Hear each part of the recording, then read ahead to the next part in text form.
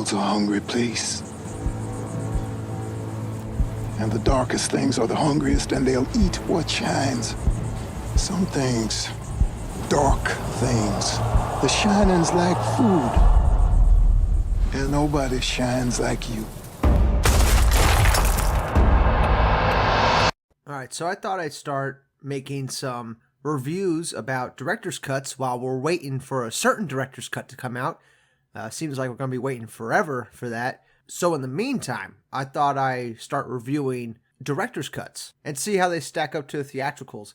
And the first movie I want to talk about is a little movie called Dr. Sleep, starring Ewan McGregor, that just came out last year. And when it was originally released in theaters, it was 2 hours and 32 minutes long. And the director's cut is 30 minutes longer and rounds the movie out to about 3 hours long.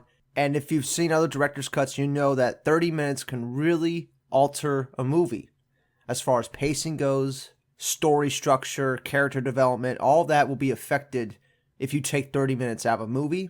And when the movie came out in theaters, it only made about $75 million on its $45 million budget, so WB didn't end up making any money on this film. And this is a Warner Brothers picture. I believe the director's name is Mike Flanagan. He also directed the Ouija board movie and that Netflix series, Haunting on Hill House, I think it's called. But this is an R-rated 3-hour movie that's a sequel to the most beloved horror film of all time, The Shining. So the film really had an uphill climb going into theaters, and I love The Shining, and even I missed this movie when it came out in theaters. And it's a shame because it's very good. I watched the director's cut first, so my first exposure to the movie was the director's cut, and it was very good. I love the pacing of the film. It felt like it flew by real quick. I love Ewan McGregor's performance. I love the little girl's performance who's in the movie. I forget her name. The villain of the movie, Rose the Hat, she's called in the movie, I believe. Very good. And I really enjoyed how the movie is an entirely new take on the Shining mythos, right? And it's based off the Stephen King book of the same name. And I really enjoyed how it wasn't a rehash of The Shining, and it was its own story being told, its own mythos being built. It really felt like a superhero movie at times, because the Shine, as it's called in the movie, is essentially a superpower that Ewan McGregor has and his little girl companion called Abra, and they essentially have superpowers, and the villains are trying to chase them down and eat off their superpowers so that they can live forever. And when you break the movie down like that, it's not really a horror film like The Shining was. The Shining was just a straight up horror film with some supernatural elements to it. And Dr. Sleep leans into those supernatural elements way more. And it really is all about the hero's journey of Danny Torrance, Ewan McGregor's character.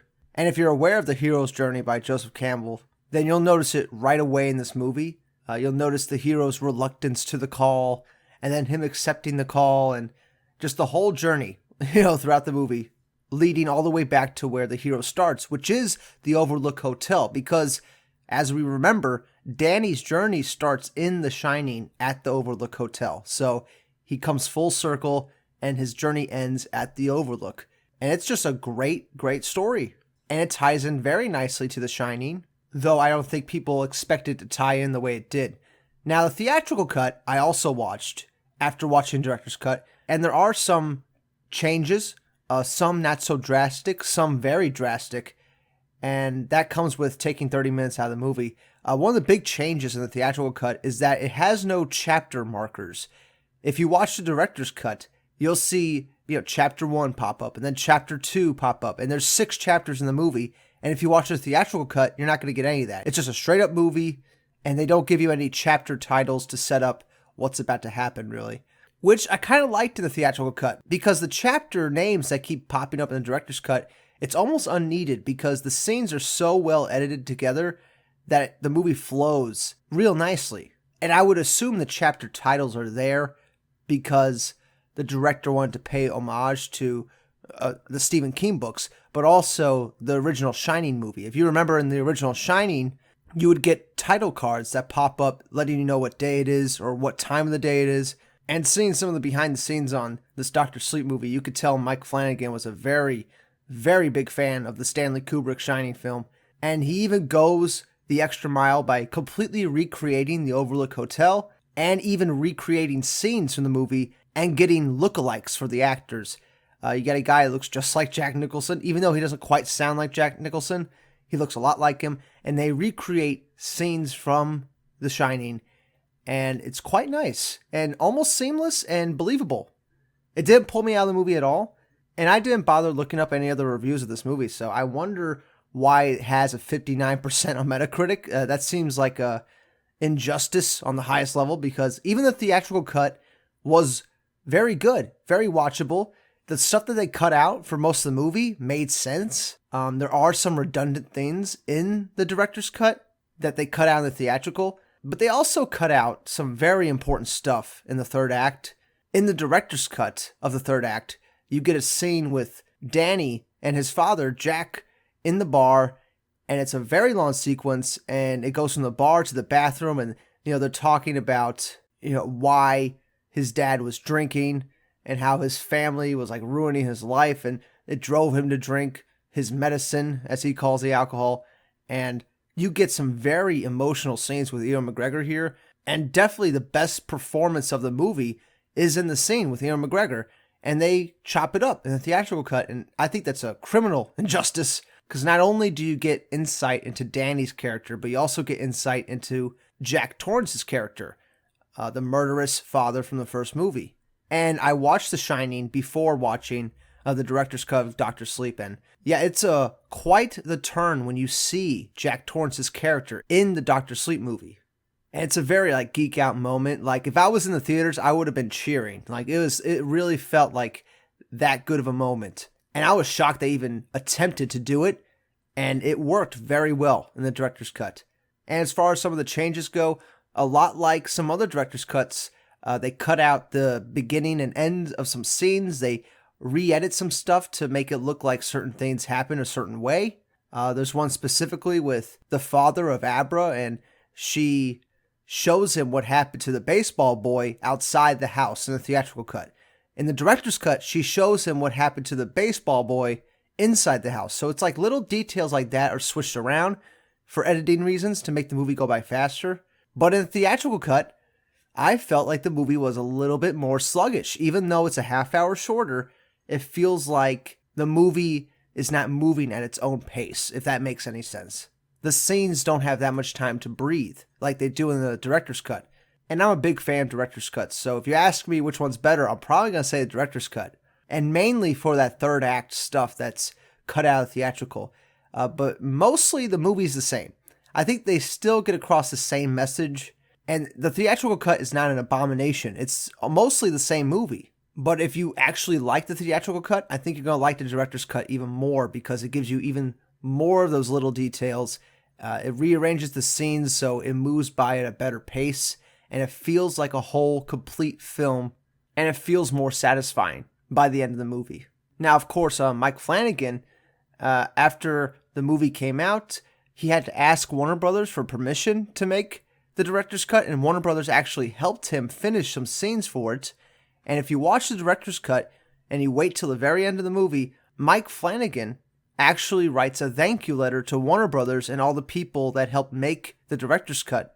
And it's quite shocking to see, he's thanking Warner Brothers for helping him make a director's cut to a movie that lost money, that was directed by a director that's fairly new to directing big movies, and Warner Brothers helped him out and got it done with him. And we hope they could do that again with some other films. But I'm very glad they actually helped him make this director's cut, because this is very good. Watch. I recommend everybody go out and buy it. Go out and buy it and watch it. It's a nice movie to put alongside The Shining. It's a faithful sequel, and it's something different to watch. If you just want to watch The Shining, just watch The Shining. If you want that horror movie experience, go watch that. If you want something that's more like a hero's journey-esque type story that goes into the mythos of The Shining, of the actual power that is The Shine, I highly recommend this Dr. Sleep movie. The director's cut, you can get it on Blu-ray, you can probably get it on digital, but a very solid movie. I would give this director's cut a 9 out of 10, and I would give the theatrical cut an 8.5 out of 10, because I prefer the director's cut. I do like a lot of the stuff that they put in the director's cut, and I am just shocked at how well the movie just moves along and how good of a movie it is. Like, I watched it almost 3 times in the span of 2 days, so I was really enjoying it. But yeah, that's it for now. I just wanted to talk about a little director's cut that I saw, and I think you all should go see it. We should all support director's cuts because it's the one thing we're all asking for all the time, so why not go support other director's cuts from filmmakers that aren't as famous? Now, I don't know what director's cut I'm going to do next. I definitely will find it. I have a lot in my Blu-ray collection, so I'm sure I'll find one very shortly. But yeah, comment below. Let me know what you think of the Dr. Sleep director's cut. I enjoyed it a lot. I enjoyed how it tied into the original Shining movie without actually copying The Shining. I thought that was very nice. And the performances are excellent. Ewan McGregor is a standout performance in this movie. The villain, I forget the actress's name, but she's also a standout character. She's great. And also the kid actor that plays Abra is very, very good. So, great casting all around. And yeah, hope you guys enjoy it. That was the Dr. Sleep director's cut compared to Theatrical. I do prefer the director's cut. But anyway, I'll see y'all on the next one. Bye. I haven't felt power like that so long. They eat screams and drink pain. And they've noticed that little girl. You will scream for years. You should be afraid. Why is that? Because you don't know where you're standing. Are you out of your fucking mind?